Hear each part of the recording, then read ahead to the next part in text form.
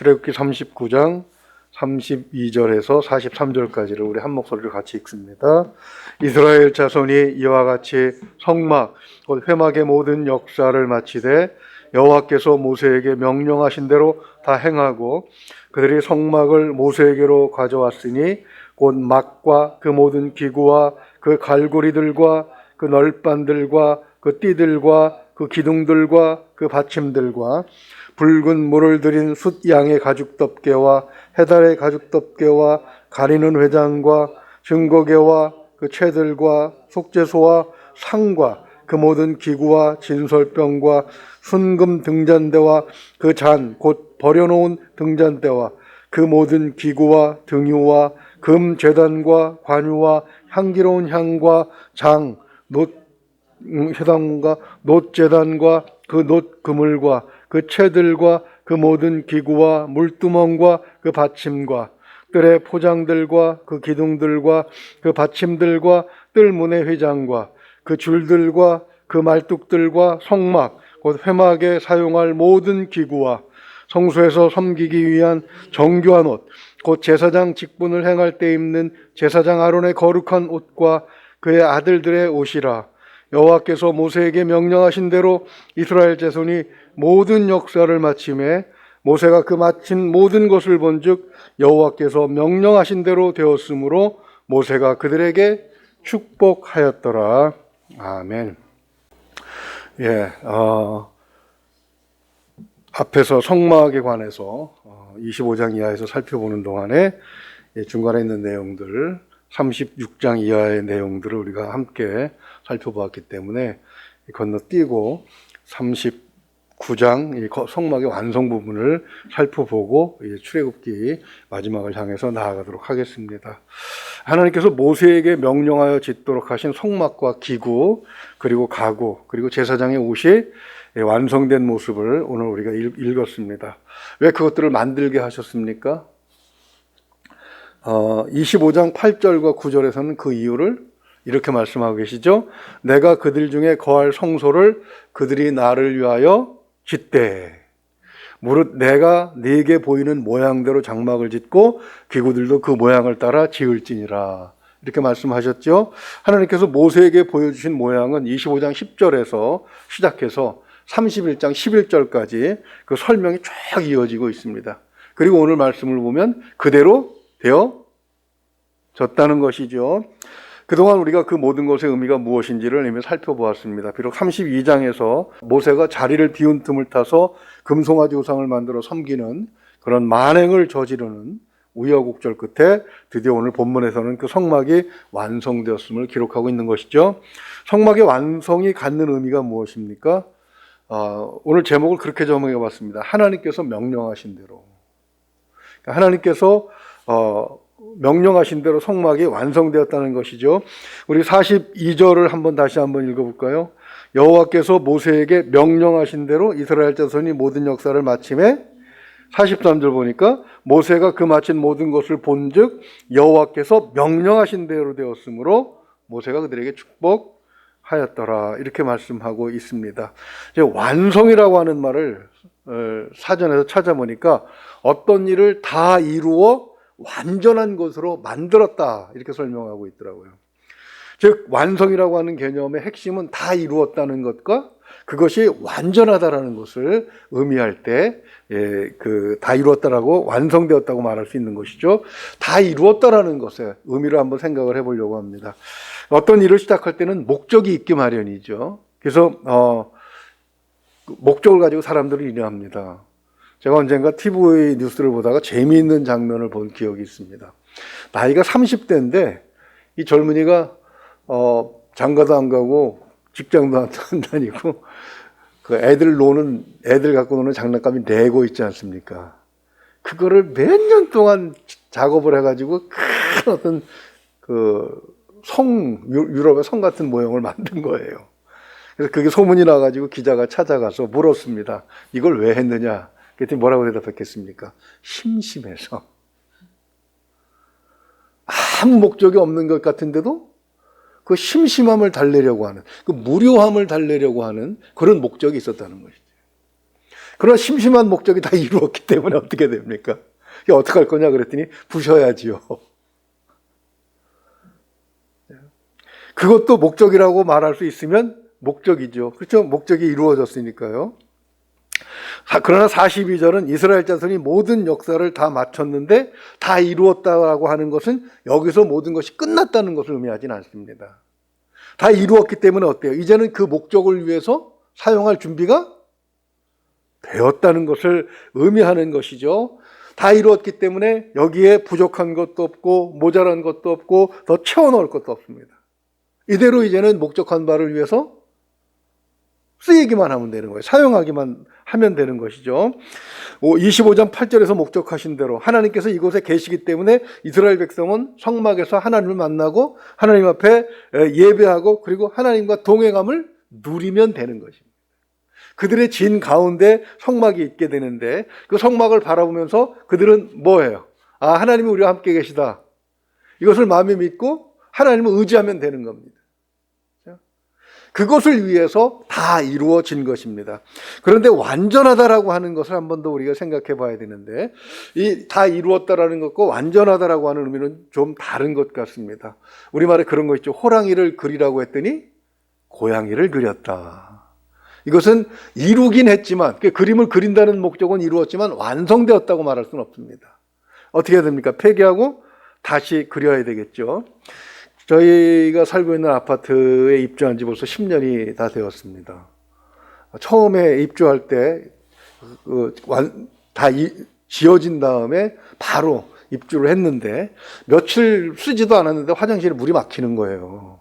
그래서 이제 관리실에다 연락해서 와서 다 이루어진 건물을 일부를 뜯어내고 보니까 이 공사하시는 분들이 건축하면서 나온 폐기물들을 그냥 그 하수구에다가 그냥 몰아넣고 간 거예요. 아마 귀찮아서 쓰레기 규정대로 처리하기 귀찮아서 몰아넣었거나 또 폐기물을 규정대로 처리하면은 폐기물 처리 비용이 들어가니까 그걸 아끼기 위해서 그렇게 한 모양이더라고요. 그래서 그걸 다 긁어내고 다시 수리를 한 그런 경험이 있는데 이것은 이루기는 했지만 완전한 것이라고 말할 수는 없지요. 사람이 하는 일은 이루기는 하지만 완전하기는 어렵습니다. 완전하다고 하는 것은 43절에서 말씀하신 것처럼 여호와께서 명령하신 대로 되었을 때, 설계자가 참 의도한 대로 완전히 되었을 때 그때 완전하다고 얘기할 수 있는 것이죠. 성막은 분명히 사람들의 손에 의해서 지어졌습니다. 그러나 지어지고 나니까 어때요? 완전하게 지어졌습니다. 이것은 우리가 어제 살펴본 것처럼 하나님께서 세우신 사람들에 의해서 그 사람들이 자기 의도대로 한 것은 아니고 자기의 달란트를 사용하긴 했지만 성령의 충만해서 일을 했기 때문에 이것이 가능했다라고, 완전함이 가능했다라고 설명할 수 있는 것이죠. 이렇게 목적한 바를 완전하게 이루어졌을 때, 그러니까 목적한 바가 완전하게 이루어졌을 때 모세는 43절 하반절에서 무엇을 하고 있습니까? 그들에게 축복하였더라. 이렇게 말씀을 하고 있습니다. 무엇이 축복입니까? 이제 이스라엘 백성은 다시 돌아가서 애굽의 노예 생활을 할 필요가 없습니다. 또 그들은 애굽에서 해방시킨 하나님이 그들 가운데 계시기 때문에 그런 두려움을 가질 필요도 없죠. 물론 성막이 없었을 때에 하나님이 그들과 함께 계시지 않았던 것은 아닙니다. 심지어는 그들이 애굽의 노예로 살 동안도 하나님께서 그들을 주시하고 계셨죠.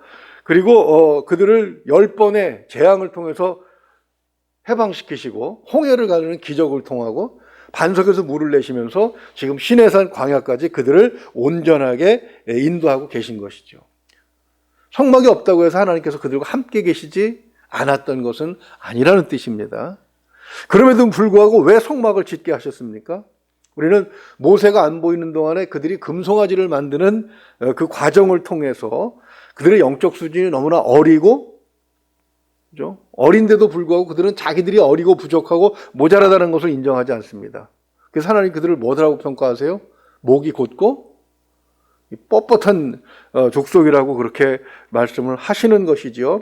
성막은 그러한 이스라엘로 하여금 하나님께서 그들이 함께 계신다고 하는 사실을 보고 믿으라는, 최대한의 배려였던 것입니다.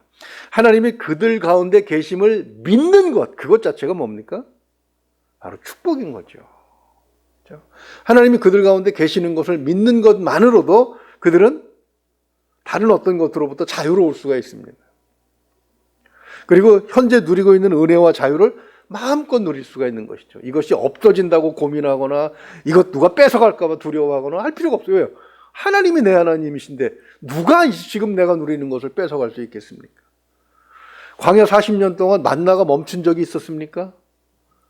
비록 자리를 옮길 때마다 광야이기 때문에 물이 없어서 잠시 고민을 했지만 즉시 하나님께서 해결해 주시는 그런 일들을 만났단 말이죠.